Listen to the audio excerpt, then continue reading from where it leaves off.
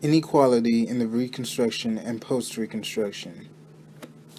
The Civil War provoked a public discussion over equality for African Americans across the nation, and called into question the definition of political, economic, and social equality.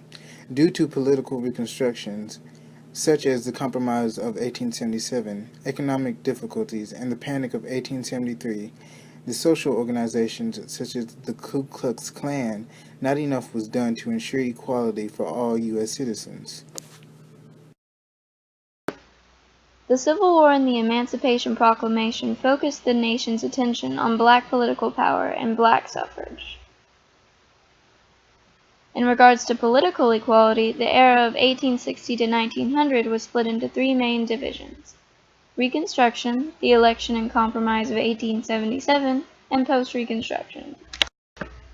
Though black political rights were strengthened during Reconstruction, its early rollback due to the Compromise of 1877 reversed momentum and destroyed the advances of Reconstruction, making it so political equality was in no way assured for all citizens. Reconstruction debatably began in 1865, directly after the Civil War. The rebelling states were divided into 5 regions for increased security and to ensure the black vote was unrestrained. Radical Reconstructionists such as Thaddeus Stevens and Charles Sumner helped the African Americans take control of Southern legislature, so much so that in 1876 over 80% of South Carolina's representatives were blacks and their allies. Amendments to ensure political equality were passed early on. The 13th, 14th, and 15th Amendments were instituted to secure equal rights for African Americans.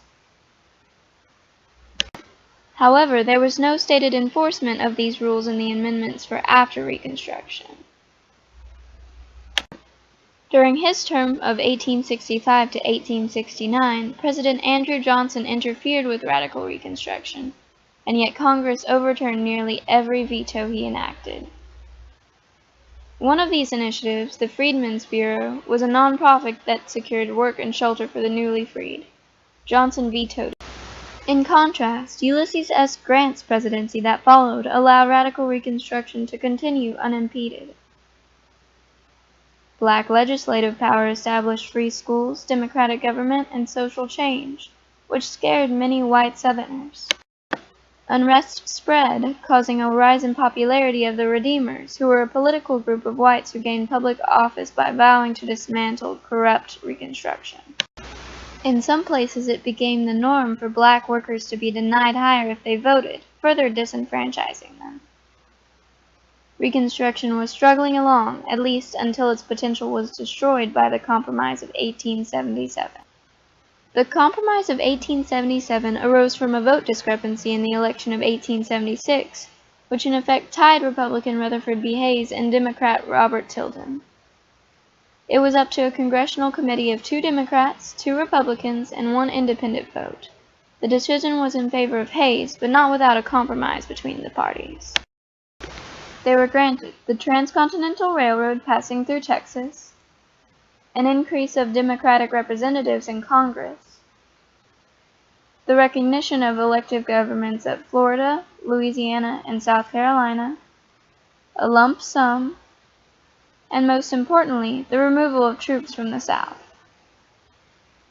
This is integral as it not only removed all enforcement of the laws and ideas put in place by Reconstruction, but effectively ended Reconstruction and the advancement of equality for all. This is a key reason why so much of Reconstruction failed. Early pullout eliminated follow-through and permanent establishment of political equality. The end of Reconstruction ushered in an extensive system of Jim Crow laws and black codes, as well as supposed separate but equal facilities. Jim Crow laws began in the 1880s and enforced rules that had been in practice since the 1860s. Many of these laws required segregation in various public facilities such as restrooms, restaurants, schools, and public transportation. While not directly tied to segregation, the poll tax and literary tests were one of the most effective manners in which Jim Crow laws propagated inequality. The poll tax required payment in order to vote, which excluded any who could not afford it, which was many African Americans due to the economic depression and the low availability of skilled jobs. The literacy test required blacks to pass a nigh-on impossible quiz in order to vote, which removed even more African American voters. It was so effective that in Louisiana in 1900, only 5,320 African Americans were registered to vote, even though they composed the majority of the population. Blacks lost the little political power they had left, and segregation began in earnest. It built up steam until 1896, when an African American by the name of Homer Plessy intentionally set out to be arrested with the intent of challenging a segregation law in Louisiana. A hired detective arrested him, and he took the trial to the Supreme Court. Unfortunately for equality, the Supreme Court ruled against Plessy and established clear legality of separate and supposed equal facilities. The equality of black facilities never actually came to be. All black-only buildings and services received much less funding and upkeep. In looking at the rise and fall of political equality after the Civil War, it is evident that the limiting legislation that passed after Reconstruction could have been prevented by enforcement of the ideas and amendments of radical Reconstruction. It is therefore clear that not nearly enough was done between 1860 and 1900 to ensure equality for all citizens.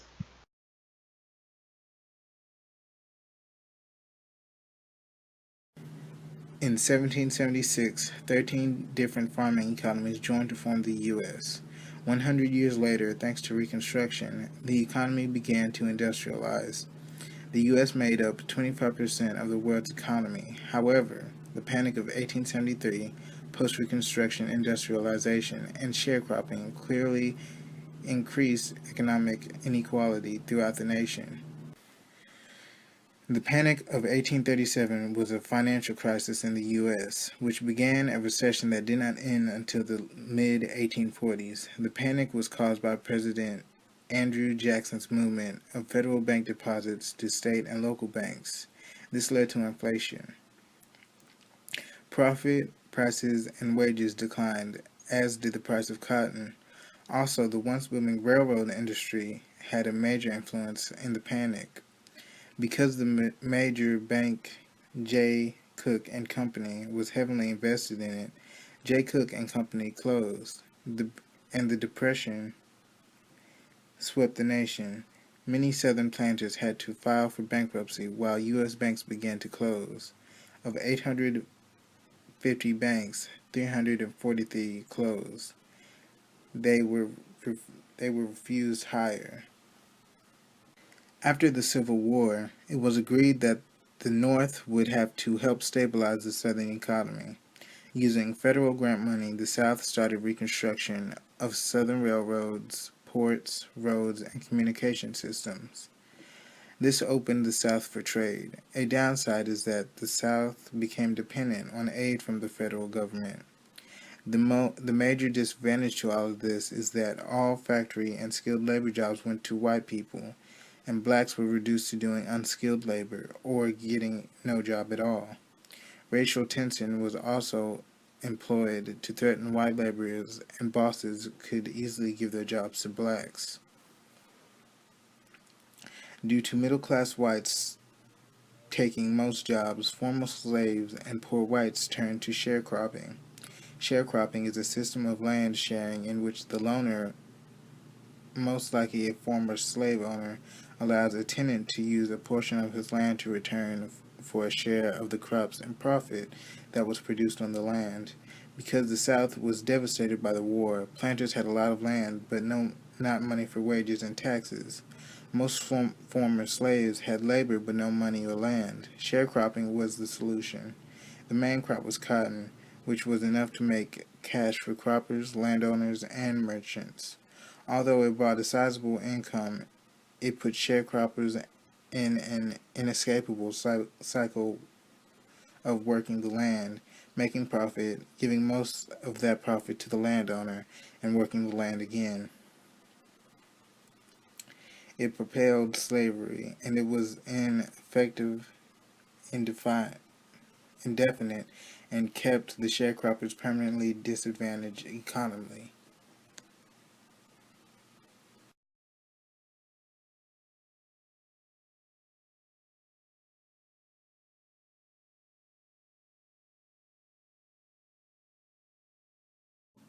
Although there were attempts, not enough was done between 1860 and the 1900s to effectively reunite the United States and create social equality.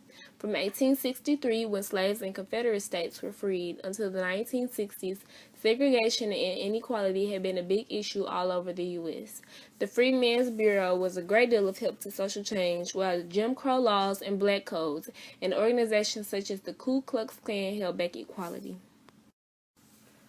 A poster about the Freedmen's Bureau was posted, not exactly being opposed to the law, but not being favorable of the law either. This poster explained how the Freedmen's Bureau protected the Negro and gave them assistance at the white man's expense. While the poster did not abruptly say that they were against the law, they did, however, compare the fact that Negro troops were given $300 compared to the white troops getting only $100. Document F also talks about how the Freedmen's Bureau cost taxpayers $25 million. The Freedmen's Bureau was an organization turned to law which helped blacks transition from being slaves to being U.S. citizens. It helped blacks gain fair employment, education, reunite with their families, and receive food, water, and health care. Although the bill was vetoed by President Andrew Johnson 7 times, it was overturned by Congress each time and soon became a law. By 1869, the Freedmen's Bureau had lost donations, which led to its end. Another downfall of creating social equality was black codes, which were laws created to limit the freedom that blacks had and minimize their wages. Document G, an excerpt from the slave codes, shows how it was illegal for anyone of African descent to intermarry with a white person. Although this was just a small part of inequality, it had a great effect on many people. These black codes and Jim Crow laws kept blacks separate from whites. These laws also prohibited blacks to have an education with whites, eat in the same facility as whites, or even drink from the same water fountain as whites. Although these laws were insignificant, they created a lot of problems for blacks. Lastly, fear was a great factor in rejecting social equality. The Ku Klux Klan, a white supremacy group, was one of the most fearful organizations. Document H shows how the KKK was against carpetbaggers and scalawags, groups that were favorable of blacks and equality. Threats persisted, making it hard to gain political attention in the South and even harder to gain social equality.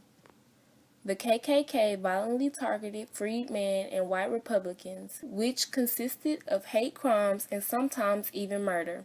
The federal government passed the Force Acts in 1870 and 1871, which persecuted the Ku Klux Klan in their hate crimes.